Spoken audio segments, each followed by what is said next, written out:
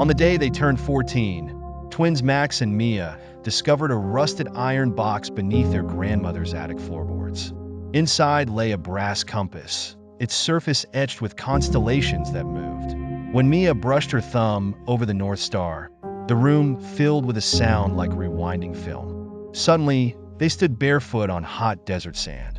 The Great Pyramid of Giza loomed, its shadow stretching toward them under a solar eclipse. A voice hissed, "You're not Tomb Raiders."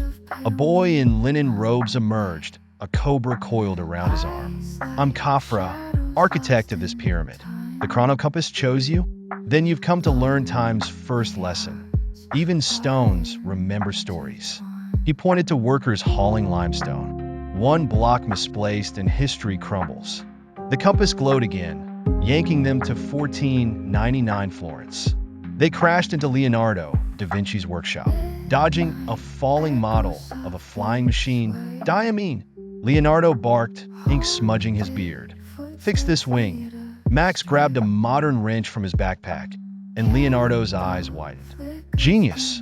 You see the future." But the compass grew hot. "It's destabilizing," Mia cried. They spun in a 1770, landing aboard a ship in a typhoon. Captain Cook's HMS Endeavour. Waves swallowed the deck. A sailor shouted, "The mast split! We'll sink!" Max glimpsed the compass needle spinning wildly. "We broke time." Mia realized, "We have to fix what we changed." In a flash, they materialized in 1888 London, gas lamps flickering. A girl in a soot-stained dress tugged Mia's sleeve. "Hide! The Ripper's about." But the compass buzzed. This wasn't their error. "Wait," Max said. "Look." The girl's pocket held a newspaper. "Factory fire kills 50. She whispered, "I'm Bess. I skipped work, but me mates." Mia understood. "We can save them." They sprinted to a textile factory, flames already licking windows.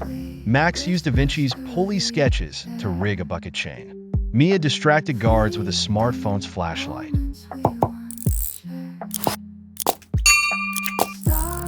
Workers escaped, but the compass shrieked. History resisted. Bess vanished, her name now etched on a memorial plaque. "Some moments," Mia said, tears mixing with ash, "can't be undone. Only remembered." The compass hurled them into 1944 France. Parachutes bloomed like jellyfish in dawn sky. D-Day. A young resistance fighter, Etienne, shoved them into a barn. "The Nazis patrol here. You're spies." "Worse," Max joked weakly. "Time travelers." Etienne's smirk faded. "My sister's trapped in a village. Help me save her, and I'll get you to the Allied lines." They dodged tanks. Mia used her phone's map app to navigate minefields. But when they reached the village, Max froze. A soldier aimed at Etienne. Without thinking, Max shouted, "Look, a drone!" The soldier turned, and they fled. Later, Mia hissed, "You mentioned drones in 1944? Max shrugged. "Maybe that's why someone invented them." The compass glitched, strands of time fraying.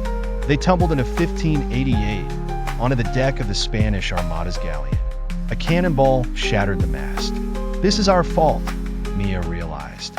"We altered too much." The twins gripped the compass, pleading, "Take us home." But its spark trapped. Then a figure appeared in a storm cloak. Their future selves, age 25. "We've been guiding you," future Mia said. "The compass isn't just for observing, it's for balancing.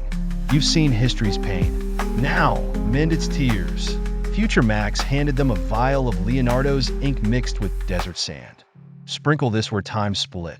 They leaped through fractured eras, pouring the mixture into Florence's canals to restabilize Da Vinci's timeline, sprinkling it on the Endeavour's mast to heal the wood. In London, Bess's memorial glowed, her story now a strike that reformed labor laws. "Every life ripples," Mia murmured. Final stop. Their attic, 2023. The compass cracked, spent. Grandma stood in the doorway, holding an identical compass. "I was your age when I stopped using it. Time travel's not a game. It's a responsibility." She smiled. "But you've earned this." She placed the compass in a glass case labeled, "For the next twins." Wisdom. History isn't a path to change, but a mirror to learn from. The past scars and triumphs are roots, not shackles.